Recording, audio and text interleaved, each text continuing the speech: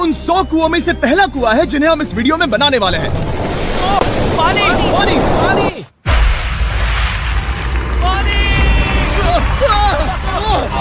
आपने अभी अभी केन्या के एक छोटे से गांव को पीने के पानी का अनलिमिटेड सप्लाई मिलते हुए देखा, वो भी सिर्फ 1 सेकंड में। अभी एक कुआं बना है और 99 बाकी है। आपको ये वीडियो बहुत पसंद आएगा। इन 100 कुओं को मिलाकर 5 लाख से ज्यादा लोगों को पीने का ताज़ा पानी मिलने वाला है। केन्या की इस साइट पर कुछ कुएं बनाने के बाद हम नाइरीरी स्कूल सिस्टम के साउथ में गए और कह सकते हैं कि उन्हें हमसे मिलकर बहुत खुशी हुई। क्या हाल है?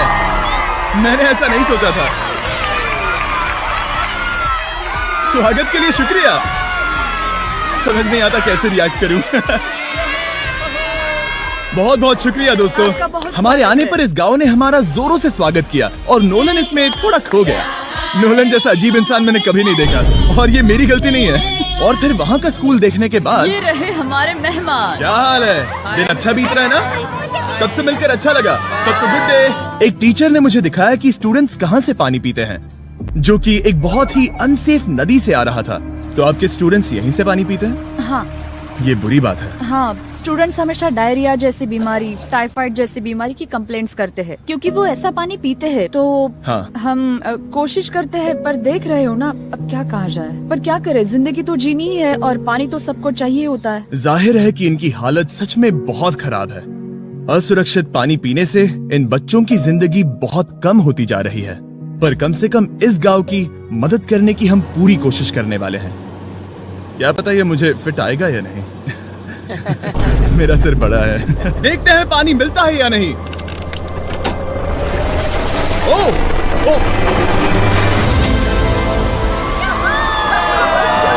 बारिश हो रही है, क्या नजारा है। पानी जमीन से बाहर आने के बाद उसे ऐसे बैरल्स में इकट्ठा किया गया और बैरल्स को वाटर टावर्स पर लगाने के बाद आसपास के गांव के लोगों के पास सिर्फ पीने के लिए साफ पानी ही नहीं था, पर एक प्रेशराइज्ड वाटर सोर्स भी था, जिसका मतलब है कि लॉन्ड्री के लिए सुरक्षित पानी भी मिलेगा। और खींचो। मुझे बताओ ये नोलन की मॉम से कितना हैवी है? नोलन की मॉम से दुगना। Oh God। मैं तुम्हें यहाँ से धकेल दूंगा। ठीक है, इसे अब यहाँ रख दो। हमने केन्या में और 20 कुएं बनाए और उसके बाद इसके जूते में भी कुआं डोंट है। वरी, मेरे दूसरे जूते में भी पानी है। मैं बताता हूँ कि हमने ये 29 कुएं कैसे बनाए। इस विशाल सी ड्रिल से जमीन में सैकड़ों फीट गहरा गड्ढा किया, वो भी पॉल्यूटेड सोर्सेज से होकर सीधे विशाल से पीने लायक पानी तक। उसके बाद हमने पाइप्स इंस्टॉल किए ताकि लोग पूरे अफ्रीका में इन हैंड पंप से पानी ले सके और नाइरीरी में भी। इसे टेस्ट करके देखते हैं।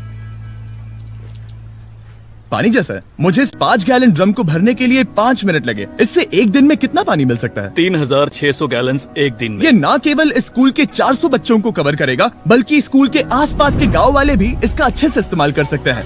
पानी के लिए शुक्रिया आपका। कोई बात नहीं। ये पंप नॉन स्टॉप 30 सालों तक चल सकता है।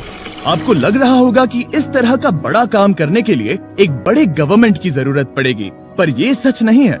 ये प्रॉब्लम सुलझाना बिल्कुल मुमकिन है और ऐसी चीजें करने के लिए इंसानियत को आगे आना ही चाहिए। आपके कामयाबी का राज क्या है? सच कहूँ तो ऐसा कुछ खोजो जो तुम्हें करना पसंद है, उसे लंबे समय तक करो और तुम्हें कामयाबी जरूर मिलेगी। मैं इसे बहुत करीब लाने वाला हूँ, देख रहे हो? मजेदार है ना? जरा ऊपर देखो, वो रिकॉर्ड कर रहा है। ठीक है, मैं इसे करीब लाने वाला हूँ। ठीक है। हाँ, तुम खुद को देख सकते हो। हम इस गांव के लिए भी कुआं बना पाए, इस गांव के लिए भी और इन दूसरे 12 गांवों के लिए भी। और जब हम ये पंप्स लगा रहे थे, तब हमने यहाँ के एक स्कूल को नए कंप्यूटर से अपग्रेड भी कर दिया। बच्चों को ये कैसा लगा? शुक्रिया, सच में उन्हें ये बहुत पसंद आया। खुशी है कि सब ठीक से हो गया। हमने क्लासरूम्स में नया फर्नीचर भी लगाया, उसके साथ कुछ शेल्व्स नई बुक्स के साथ, और सभी स्टूडेंट्स को एक फुटबॉल भी दिया।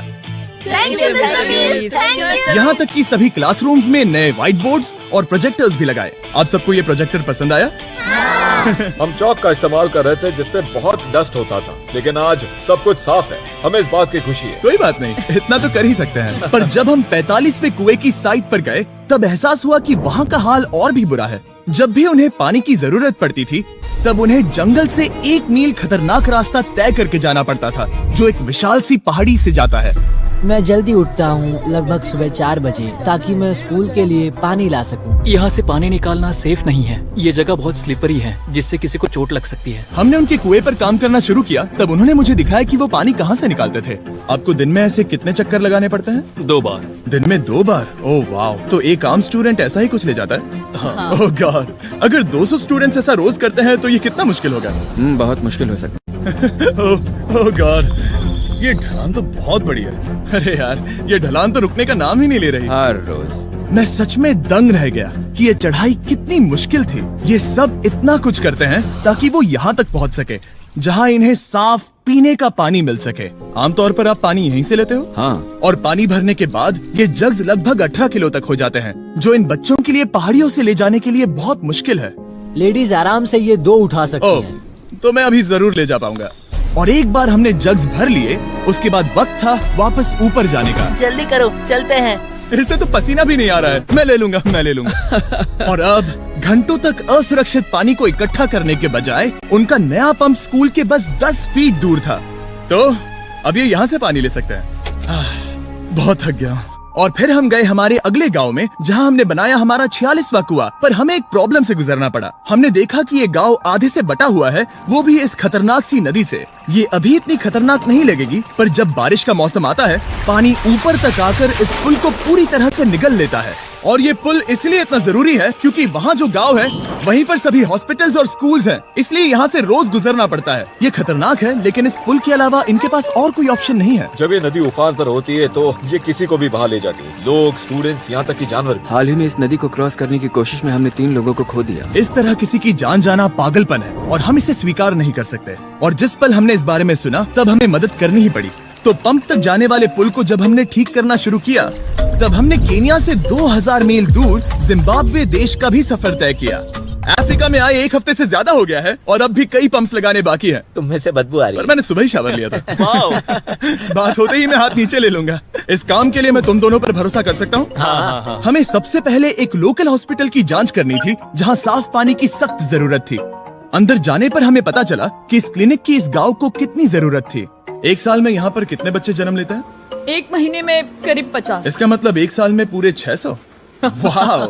पर दुख की बात यह है कि इन प्रेग्नेंट महिलाओं को सिर्फ पानी लाने के लिए 1 मील तक जाना पड़ता है और इन भारी बकेट्स को लेकर वापस आना पड़ता है। पर अच्छी खबर ये है कि हमने इनकी पैसों से मदद की यहाँ पर एक मॉडर्न पंप लगाने के लिए। संभाल के, ठीक से पकड़ो। और अब बस देरी थी इसे शुरू करने की। ठीक है नोलन, क्या तुम तैयार हो? मैं तैयार हूँ। ओवर। मुझे एक ड्रामेटिक जूम इन दो। नोलन, मैंने बटन दबा दिया है, ये काम कर रहा है? पानी आ रहा है। आप जाकर चेक करना चाहेंगे? हाँ। वहाँ पर? हाँ, चलो चलिए, चलते हैं। लोगों को पानी मिलता देख मुझे आखिर बहुत अच्छा खुशी हो पानी रही मिल ही है। गया। ये सच में एक कमाल की बात है। हमारा नोलन एक प्रोफेशनल डांसर है। यकीन नहीं हो रहा, मैं डांस कर रहा हूँ। वो कर क्या रहा है? ओह गॉड, सॉरी, मैं नहीं चाहता कि आप इसे और देखें। साफ पानी मिले ये पक्का करने के अलावा इस गांव में बहुत से स्टूडेंट्स को ट्रांसपोर्टेशन की भी दिक्कत थी, तो हमने इन सबको नई साइकिल्स देने का फैसला किया। बच्चे बहुत ज्यादा हैं, पर हमने साइकिल्स भी उतनी ही खरीदी हैं। सच बताऊं तो मुझे साइकिल चलाना नहीं आता। जिमी को सिर्फ साइकिल देना आता है। कभी इसे चलाना नहीं सीखा। तो चलो हम एक रेस लगाते हैं। 3, 2, 1, गो! ओह माय गॉड, सभी मुझसे आगे जा रहे हैं। संभल के, मुझे चलाना नहीं आता, किसी को उड़ाना नहीं चाहता। तुम इसे चलाओगे? ठीक है, जाओ चलाओ। ओके। और इन्हें साइकिल्स देने के बाद हमने तब तक पंप्स लगाए जब तक हम पहुंच गए कुआं नंबर 69 तक। ये कुआं सोलर पावर्ड है, जो गांव के किसानों के लिए खास बनाया गया है, ताकि इनकी फसलों और जानवरों को जरूरत से ज्यादा पानी मिल सके। चाहे गर्मी हो या फिर बिजली ना हो, इससे कोई फर्क नहीं पड़ेगा। और एक पैनल है 200 वॉट्स का, जो एक पंप से जुदा है। ये पंप हर घंटे 5000 लीटर पानी खींच सकता है। बेसिकली ये अनलिमिटेड पानी का सोर्स है इस पूरे गाँव के लिए। ये बहुत बढ़िया है। और जिम्बाब्वे छोड़ने के बाद हम चाहते थे कि अफ्रीका की सभी कम्युनिटीज को पानी मिलता रहे, इसलिए हमने और कुछ पंप्स बनाए युगांडा में, सोमालिया में और कैमरून में। कैमरून में हमने क्या क्या किया ये देखने के लिए फिलैंथ्रोपी चैनल पर हम जल्द ही एक वीडियो अपलोड करने वाले हैं। इन गाँव में वक्त बिताने पर मुझे एहसास हुआ कि पंप्स लगाना कितना जरूरी होता है।